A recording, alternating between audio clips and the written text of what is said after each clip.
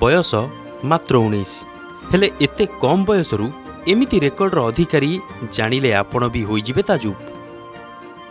हाथरे जेमिति विराजी छंती बागदेवी न होइतिले कोन एमिति करि परिथांते। जदि आपनकु 2 रु 3 पृष्ठा मनरु किछि लेखिबाकु दिया जाय आपनकु केते समय लागिबो आउ जदि गोटे बही लेखिबाकु दिया जाय तेबे केते दिन लगेइबे। चिंतारे पड़ी गले कि मात्र 11 सप्ताह रे ये लिखिचंती 2-2टी बही ता भी पुनी इंग्राजी भाषा रे।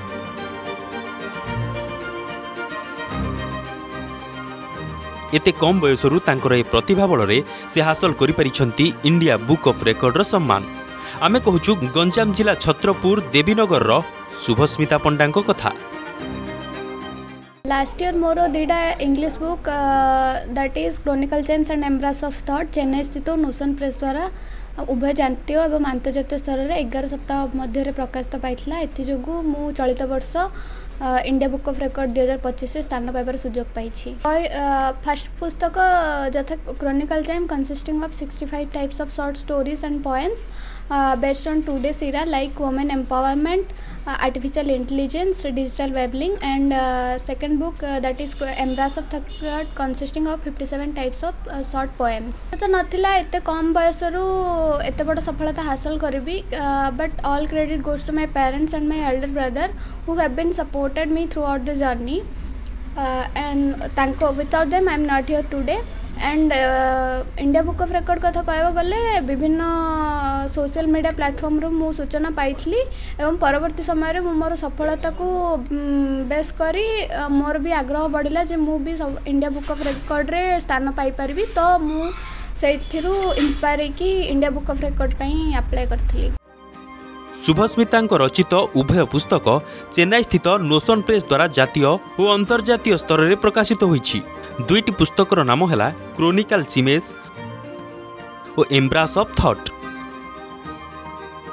समाज रे झियों उपर हेउतिबा अत्याचार एवं सेगुड़ी को रोका जिबार प्रणाली संबंध में लिखिछंती शुभस्मिता।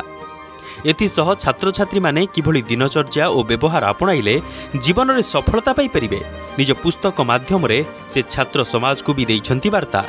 सेपटे एबे बीटेक पढ़ुथिबा शुभस्मिता पिलाटी बेलरो ही अनेक प्रतिभार अधिकारिणी। एई देखु नाहंती यांको हाथ रे सते जेमिति किछि चमत्कारिता लुचि रहिछि। साधा कानभास देखिदेले हाथ आपे आपे टाणी होई जाए आ रंग तुली रे एई गोरा फर्द पाए जीवंत रूप।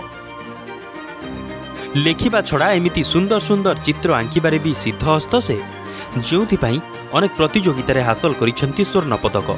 तांकर आउ एक नियारा गुण भी रहिछि जेमिति कि विभिन्न प्रकार अदरकारी सामग्री रु सुंदर सुंदर कलाकृति प्रस्तुत करी सेगुडी को साहित्य रखिबा। कठिन परिश्रम ताकू इंडिया बुक ऑफ रेकॉर्ड रे स्थान पाइबा पई सुजोग देछि। आ मो पिता हिसाब रे बा अभिभावक हिसाब रे प्रत्येक झील मानक मु अनुरोध करी से भविष्य में एपरी उन्नत करंतु जेहेतु झील माने कौन प्रकार पुओ मान ठारू कम नुहंती। सफलतार आम बहुत खुशी। छोटरू से बहुत परिश्रम और स्वप्नदर्शी थिला से आज तार फल पाई। से आम परिवार समस्त गर्वित। झीटीर ए सफलतार फुली उठी बापा माँ छाती।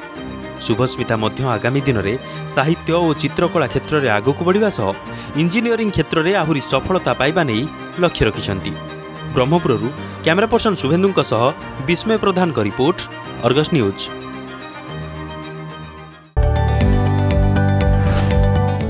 जदि आपंक आम भिडी भल लगा तेब आम चैनल को लाइक, शेयर और सब्सक्राइब करने को जमा भी भूलु नहीं।